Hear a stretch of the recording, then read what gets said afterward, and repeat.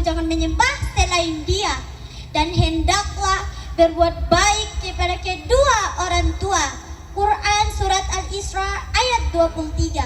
Subhanallah, lihatlah betapa Allah menghubungkan perintah menyembahnya dengan berbuat baik kepada kedua orang tua.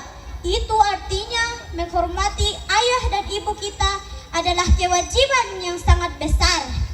Selain itu, Rasulullah SAW bersabda, ridho Allah tergantung pada ridho kedua orang tua, dan murka Allah tergantung pada murka orang tua.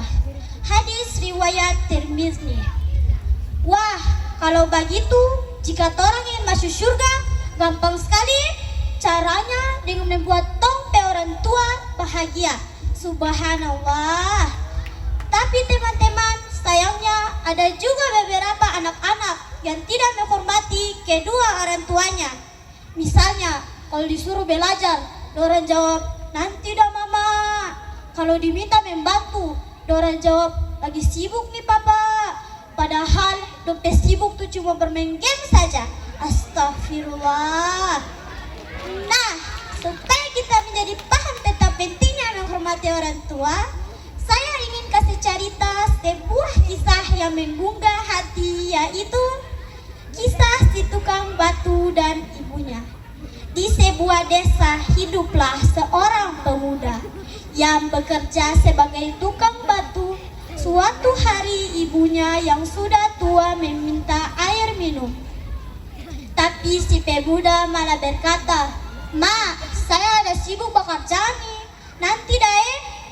Ibunya hanya tersenyum dan berkata, "Nah, ketika Ngana masih bayi, saat Ngana menangis minta susu, apakah mama pernah bilang, nanti saja deh?" Mendengar itu, si pemuda langsung menangis sejadi-jadinya. Ia teringat bagaimana ibunya dulu mengasuhnya tanpa pamrih. Sejak hari itu, ia berjanji tidak akan pernah menunda permintaan ibunya lagi. Nah, teman-teman, kisah ini mengajarkan kita bahwa kedua orang tua kita telah berkorban begitu banyak. Mereka tidak pernah lelah merawat kita.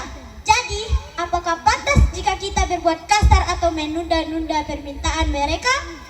Tentu tidak. Nah, supaya kita menjadi paham tentang pentingnya menghormati kedua orang tua, ada beberapa tips yang bisa kita lakukan. 1.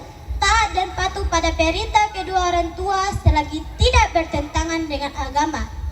2. Membantu pekerjaan rumah seperti mencuci piring atau menyapu rumah. 3. Berkata dengan baik dan lembut, jangan membentak atau berkata kasar. 4. Mendoakan orang tua karena doa anak yang saleh akan menjadi amal jariah untuk mereka. Terakhir, mari kita berdoa bersama agar kita semua menjadi anak yang berbakti. Rabbi ghfirli wali walidayya warhamhuma kama rabbayani shaghira. Amin ya rabbal alamin. Sekian ceramah dari saya. Mohon maaf jika ada kesalahan. Semoga kita semua menjadi anak yang berbakti dan mendapat ridho Allah. Buah semangka manis rasanya, dimakan segar ketika berdoa. Cakep. Hormati orang tua sepanjang usia agar hidup berkah dan masuk surga. Billahi taufiq wal hidayah.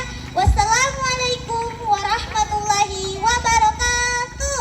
Waalaikumsalam warahmatullahi wabarakatuh. Saya di bawah berasa lagi nonton lomba dai cilik Indosiar yang biasanya diadakan tiap bulan Ramadan.